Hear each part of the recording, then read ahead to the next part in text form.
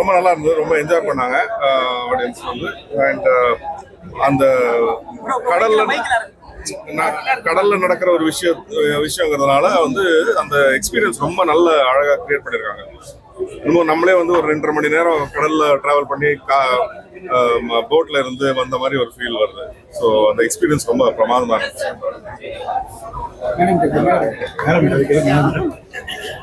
எனக்கு I love the film. எனக்கு ரொம்ப பிடிச்சது. ஃபர்ஸ்ட் ஹாஃப் வேற ஒரு செட்டப்ல இருந்தது, செகண்ட் ஹாஃப் எக்ஸ்ட்ரீம்லி டிஃப்ரெண்ட் ஒரு செட்டப்ல இருந்தது. கிராஃபிக்ஸ் செம்மையா இருந்தது. GV has done a great job and congratulations to GV. ஏன்னா ஃபர்ஸ்ட் ப்ரொடக்ஷன் இது ஜிவியோட இது.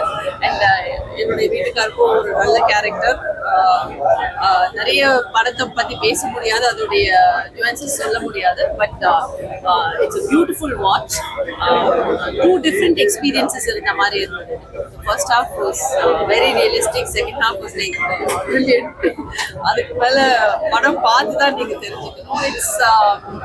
It's horror as a genre. It's like நிறைய fantasy horror இருக்கு. So it's beautiful.